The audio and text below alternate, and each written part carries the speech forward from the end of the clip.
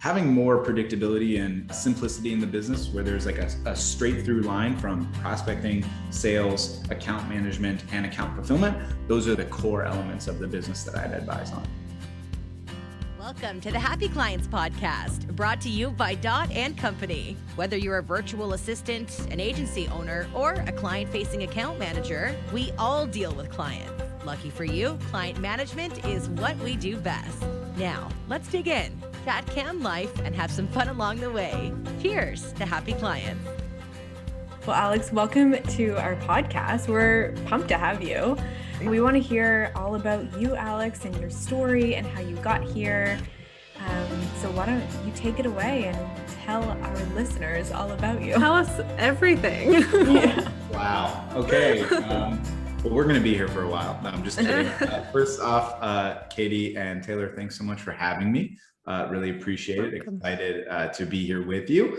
So basically, what I do is I run a digital marketing agency for personal injury attorneys. Although I loosely use the term run because I don't do anything for that company any longer. I set it up initially, and then I've handed it off completely to amazing account managers, thankfully. Not really because of my systems, but more so because they're really good at building the system. So I can't take credit for it as much as I would like to.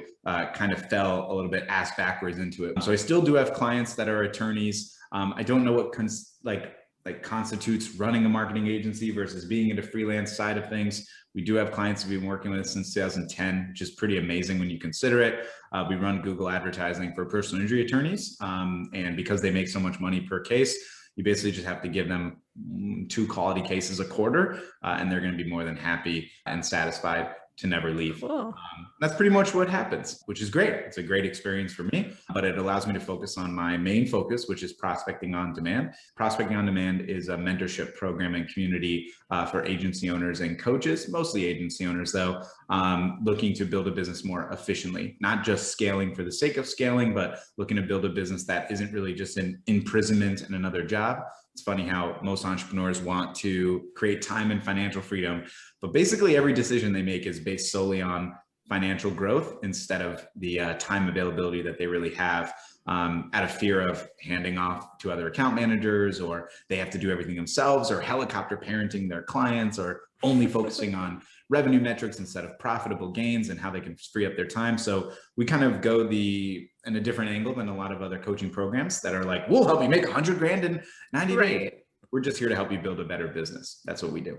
That is so cool. How did you get here, Alex? Like, what took you from, like, were you living the corporate life and you hated it?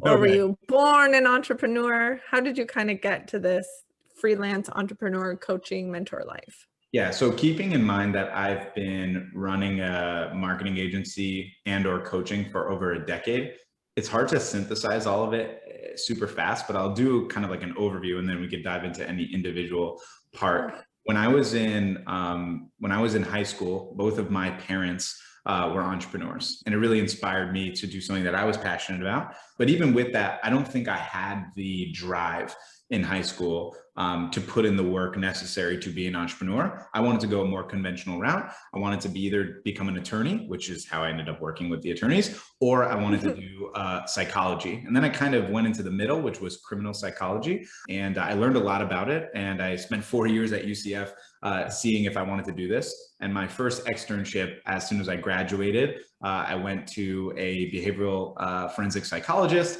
I did an externship with him for 2 months and very quickly realized that I had just wasted 4 years. Oh. Yeah, wasn't ideal. But here's the weird thing. In between that was the time between high school graduation and starting school.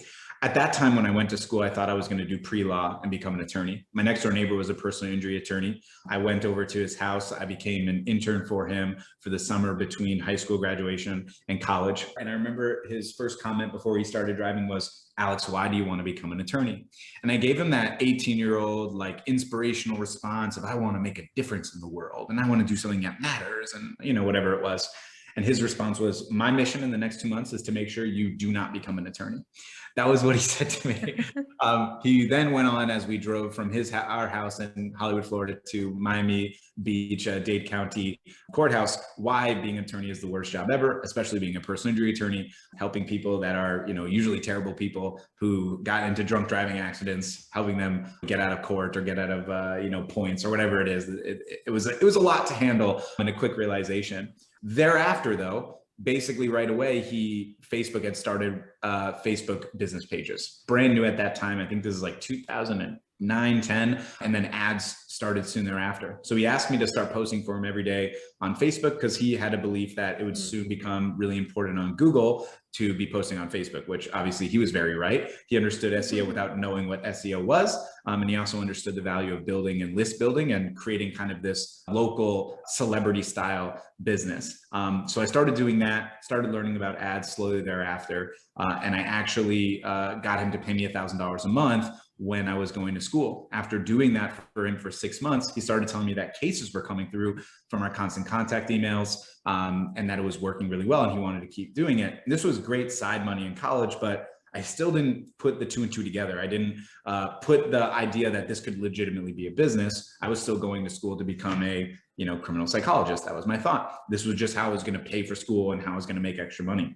So when I was there, I thought logically, well, you went to law school, right? So I'm in Orlando now. Do you know anyone in Orlando that you went to law school with that could potentially become a client of mine as well? And not only did he send me someone in Orlando, he sent me 20 attorneys that he went to law school with, that he was fraternity brothers with across the United States. And there was no sales calls that I had to do. It was like, oh, Lloyd sent you? Cool, money, done, let's do it. Whatever he says, let's go.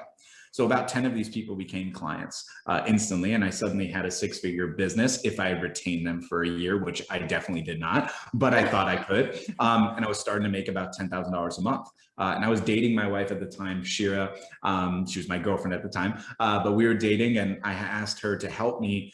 So we would wake up before classes every day at 8 o'clock and put together a plan for what we would post for every single client and the constant contact newsletters, and get information from the NHTSA, which is the National Highway Traffic Safety Administration, and post and do constant contact emails and try not to do the same stuff. And we did that for 4 years. And it's crazy to me how I say this, and I didn't realize for this amount of time where I would generate anywhere from $5,000 to $15,000 a month, that there was some real business opportunity. But again, I just don't think I understood it because my brain was so focused on the conventional path. And then fast forward to when I realized the criminal psychology was not right for me, and I felt like I was back at square one. Okay, well, I can give this agency a shot, except I didn't know what an agency was. I had never even heard of a marketing agency. I didn't even consider that was a thing. And so instead of doing that, I went back to something else that I'm really passionate about, which is sports. And we can talk about that too, but it's pretty interesting how the 8 years I had a business in front of me that I didn't really understand until probably 3 years after college, which was around like 2014, 15, when I realized there's actually a real business model when I saw a Tai Lopez ad. And that was the first time I was like, oh my God, I do that. That's what I do right now. This is crazy. And then I bought his course, which was terrible. And then I saw better ads from Dan Henry and Dave Rogenmoser. And when I bought Dave Rogenmoser's program, it really enlightened me to what I was capable of. And I didn't realize it until then. And that's when I started building the marketing agency. It's when I connected with Reach Local, which was my marketing agency's backend, the fulfillment provider, and started understanding how to generate new cases for the attorneys, which was infinitely more valuable than doing constant contact or social media. And that is the same business that I have today with some of the same clients that I've had since 2010 and 2015 when we really started it. So that's kind of like in a nutshell how it occurred. It's pretty crazy though in retrospect. Yeah, there's so many takeaways there. And just to like understand your journey, just like is so important in terms of how people sometimes stumble or sometimes organically fall into entrepreneurship, and learning those lessons and identifying them. I know that's super valuable, especially to somebody that might kind of be in those shoes and be like, I don't want to do this crummy law degree. For sure. Let me run ads. If that comes full circle, Alex, so you started with kind of those 2 clients and then you're networking, you're kind of doing your thing in your community and expanding. How many clients are on your roster now, or that you like to kind of keep in the hopper in Yeah. 2021? So up until now, we've had about 8 attorneys work with us for 10 years, and each one of those attorneys has multi-locations. So I always count them as one client, but they pay as if they're individual clients. Each of them have anywhere from 2 to 4 locations, except 2 OG clients that were still from Lloyd's recommendation all the way back in 2010. We don't do the same service then anymore, thankfully. It's just Google Ads. It's the only thing we do, nothing else, no SEO, no content marketing, nothing, just Google Ads. Makes it really simple. This is the calls we booked you this month or got you this month. These are the opportunities you had, and it just makes sense. So I want to talk a little bit about your training for agencies and what you see is kind of the must-haves for agencies, or maybe things to stay away from. So when you're coaching new agencies, or maybe even agencies who've been around for a couple of years, what are some of the main things that you're telling them are must-haves within their business? It's a great question. So I'll give you a couple of thoughts right off the top of my head. The first thing that I want to do is understand the bridge concept. So the bridge concept is really important to me in any coaching environment or any sales environment, which is very easy to understand visually. So if you're here right now, whatever here is for you, whether it's I'm at 50K a month or at 5K a month or 500,000 a month, it's irrelevant. Whatever here is for you right now, where do you want to go, right? A lot of people have no clarity on their long-term goals or what they're trying to achieve. And so they always feel stuck or complacent. What I try to help people understand, especially entrepreneurs, is that this is an infinite game. You're playing a game that allows you to run this as however long you like with your decision. You're the puppet master in this scenario. But if you don't know where you're going, right? So you're just getting in the car and driving for the sake of driving. You don't know how many, restroom stops you have to make. You don't know what food to bring on the trip with you. You don't know what type of clothes to bring with you because you're just driving, you're getting off at random exits. You don't know where you're going. You're always going to feel like you're a bit lost, right? Even if you have all the material that you need, you'll still feel a bit lost. So my goal is to always identify the bridge concept. If you're here, where do you really want to go? What do you actually want to achieve financially and with your time? That is the biggest, most important thing for me, for anyone that I work with. Starting off with understanding here you are, here's where you want to be with your finances and with your time. What's the obstacle to achieving that so we can bridge the gap? That's the first step for anyone that I was going to work with or anyone that we speak to in this space. Because I think a lot of people look online and they look at other people's highlight reels of how much money they're making, even though it's most of the time revenue instead of profit. So they don't really even know how much a company's making. They're like, oh my God, this person in the med spa space is making $100,000 a month. And I'm like, you don't even know their profit though. And what does it matter? That's not you. It's irrelevant. Do you want to make $100,000 a month? Why? What does it do for you? What's the purpose behind it? Most people are afraid to be complacent. For me, there's a difference between being complacent and being satisfied, right? You're allowed to be satisfied without being complacent. I want the people that I work with to find satisfaction and fulfillment in their business versus you always have to move forward. If you're not moving forward, you're stuck, you're moving backwards. I feel like that hustle culture, that hustle environment is cancerous to agency owners, to entrepreneurs. It's how people hate the job that they started to avoid hating the job they would have as in corporate. It's very strange. I've felt this way before too. And I know a lot of people want to avoid that strictly. So that to me is like the first thing that needs to be in place. The bridge concept. Where are you now? Where do you want to be? What's the obstacle holding you back? And then we can put together a plan, but there has to be a reasoning to get to that destination so that this doesn't happen. Let's say the destination is a peak, like we're climbing a mountain. What ends up happening is you climb to this mountaintop, to this peak that you've wanted. Let's say in this scenario, it's $50,000 recurring revenue per month. And you hit that peak and you're like, great. Okay, now let's go to 100. You didn't even take a second to breathe, to enjoy, to experience it, to reflect, to consider what you were learning from this. You're just now back and climbing. At some point, you're going to burn out. Your arms are going to burn out. Your legs are going to burn out and you're going to fall back. You're going to fall back, either back down to the 50K peak or worse, go backwards altogether. So that's like the first baseline foundation that I'm looking for anyone I work with. In terms of a less ethereal idea, like in terms of very deliberate things that I'm trying to identify, it's breaking down the business into 3 core tenets: prospecting, sales, and fulfillment. Some people like to further break that down into just 2 core tenets, which is client acquisition and fulfillment, which I'm fine with. Any way you want to break it down is completely fine with me. I don't argue with people on semantics. I just make sure that our semantical language is the same. So the reason I break it down in those 3 specifically is for this reason. Most people that say they need help in sales actually have a prospecting issue because they don't have enough sales calls in the first place, right? That's why if you want to combine it with client acquisition, fine, then it's prospecting and sales. Prospecting is how you generate leads consistently in a predictable manner. That's not just referrals or not just by hoping and praying that they come, but a legitimate procedural process. An opportunity consistently is coming through, whether it's from ads, outbound prospecting, LinkedIn, direct mail, door knocking, whatever it is, cold calling, doesn't matter, but some sort of very strategic process.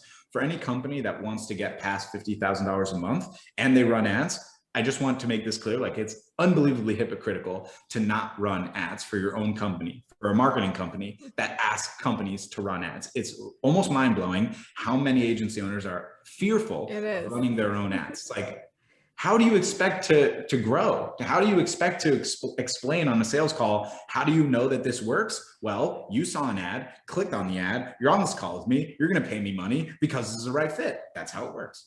It's pretty simple. So that, to me, baseline, having a prospecting system. If you're already past $20,000 in revenue, it should immediately be ads. Honestly, if you're past 10,000, it should be immediately ads.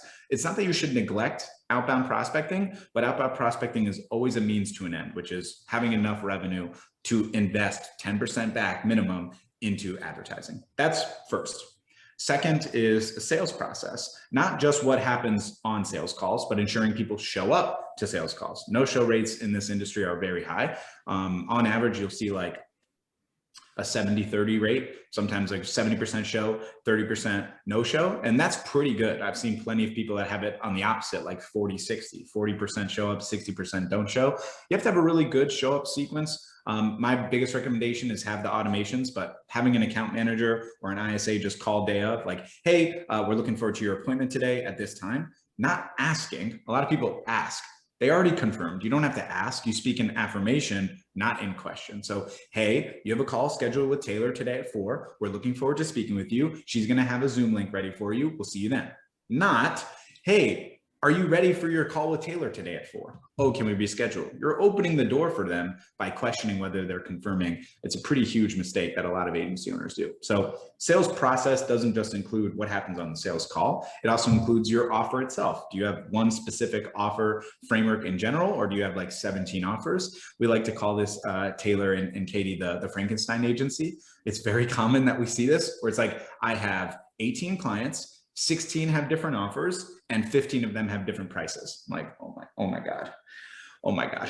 There's no predictability or scalability in this company at all. Everything is different. Every single fulfillment model is different. As you both know, for account management, isn't it a lot easier to have account management when the avatar is the same over and over and over and over and over and over, and then 10 minutes later and over and over and over? Yeah, that's the idea, right? What ends up happening though is if you're trying to have an account manager hired from Dot, but you have 7 attorneys, 5 chiropractors, and 3 gyms, all with different prices, all with different needs, all with different models, it's very hard to manage something like that. It becomes really challenging to create predictability. And then what ends up happening is the owner wears all the hats because like, I can do it. I know all about it. It's like, that's not the point though. That's not the point. So sales doesn't just include the actual call itself. Make sure you have a good offer, you have a good process in place, they show up, what happens to get paid on the call, do a service level agreement afterwards, and then you can go from there. So that's sales kind of in a nutshell for me. And then the last thing, of course, is fulfillment. And fulfillment is really broken down, in my opinion, to 2 specific things. One is what Dot is amazing at, which is account management, the client-facing aspect, and then the actual fulfillment itself, which is the execution of the service.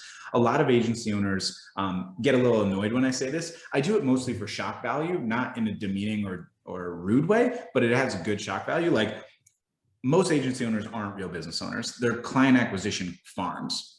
Not that there's anything wrong with it. It's just the reality is your company is, I'm going to sell this attorney this $3,000 product, and then I'm going to hand them off to a white label company. There's nothing wrong with that in general. I think some people like to argue like on a moral stance of like, is it appropriate to be a middleman and like make profit? I mean, I think there's not a lot of like ground to stand on with this. Like every industry has middlemen.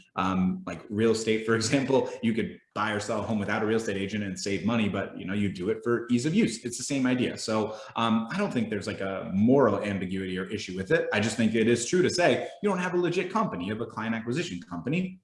Again, not a problem. But if you want to have a legitimate company, you have to have internal team that can do fulfillment, that understand how to generate results for your clients through Facebook ads, SEO, whatever it is, Google, etc. And then the account management side, someone that can communicate with your clients, report to your clients, answer questions, firefighting, especially for larger agencies. I'm sure you both see this all the time. Having more predictability and simplicity in the business, where there's like a straight through line from prospecting, sales, account management, and account fulfillment. Those are like the core elements of the business that I'd advise on. Love that. So for agency owners, a lot of our target market is the mid-size agency who are starting to scale up, starting to hire. What do you recommend is someone's first hire? Man, it's a really good question. It's like an impossible answer to have for every person, though. I think it really comes down to what the owner wants to do. I think a lot of agency owners, especially entrepreneurs just in general, regardless of whether or not you run an agency, I think a lot of people forget that they have the choice. Like it's your choice to identify what you want to do with your life and your business. I recommend most people I work with to read two books. Traction by Gino Wickman, which is basically like a textbook and terrible to read, but the value from it is so immense because it talks about how to build a conventional business with appropriate hiring and appropriate organization chart. And then Essentialism, which is the disciplined pursuit of less, like the idea of building a business that facilitates your life, which is the entire mantra of POD, building a business that facilitates your life. If you want to do sales and that's something you're very passionate about, then you shouldn't be hiring a salesperson as your first hire. If you absolutely hate communicating with clients and you have enough clients to do it, you should be hiring dot or account managers. I think the reality is like people want to pigeonhole this a lot and be like, what's the first hire you should make? It's an impossible question without identifying what the CEO, what the person running the ship, the leader, the visionary wants to actually do. If you want to build a conventional marketing agency, what's the first hire you should make? It's a toss-up between one or two things. An in-house media buyer that can get results for your clients, but if you don't have clients, it wouldn't make sense to do that. Secondarily would be a headhunter, a prospector, not a salesperson. Those are two different hires. A headhunter, I like to call them headhunters. I don't think some people appreciate that term, which is fine. A prospector, someone to bust down the doors and create you opportunities so that you can take sales calls. That would be the more conventional model. If you're saying conventionally pigeonholed, what should it be? Probably a prospector every single time. If you already have a business and you're kind of handling everything yourself, wearing all the hats, probably two things would be internal media buying and account manager to hand off client support so that you can scale from there. Is there any sort of magic sauce to hiring in-house or maybe white labeling, or how do you differentiate when each is necessary? The way that I believe like a company should be built is everything should be internal. But as I said, like if the entrepreneur themselves strongly believe in building their own unconventional business, who am I to tell them that everything has to be in-house? When you see the majority of people in the industry, because this is the reality, majority of the people in the industry, I don't have a real number, any number I would say would be completely fake, but it's definitely the majority, don't have in-house media buying. It's usually white labeled to other marketing companies, right? When you consider that, then you have to also understand like, okay, that's their choice, either out of fear or need or desire or apathy, whatever it is, we don't have the answer.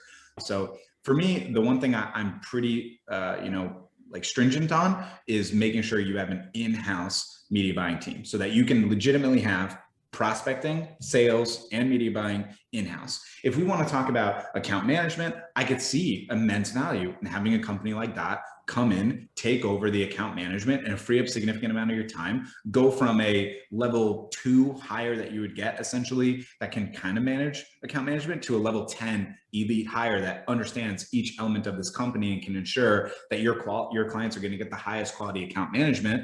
That gives you a lot of freedom, time-wise and mental peace to be able to go focus on new client acquisition and then hand it off. So I think my like big thing, especially in POD, I'm a big believer in ensuring the media buying is in-house. Outside of that, I'm pretty open to any ideas. As we wrap up here, Alex, this has been so informative and super high value, but where can people find out more about you, more about POD? Easiest way to find me is prospectingondemand.com, or on Facebook. We have a Facebook group called the 7-Figure Culture. We're the only one that has 7-figure in their name. That's a joke. There's like 10,000. Really? Fell for it. You can find me on Facebook at facebook.com/Schlinsky, which is SCHLINSKY. Well, thank you so much, Perfect. Alex. It was so great to have you on, and I'm sure we'll be connecting lots very soon with your community and you. Yeah, thank you so Excited to have you much. guys on the pod next. Yes, can't Perfect. wait. Can't wait. Cheers to happy clients.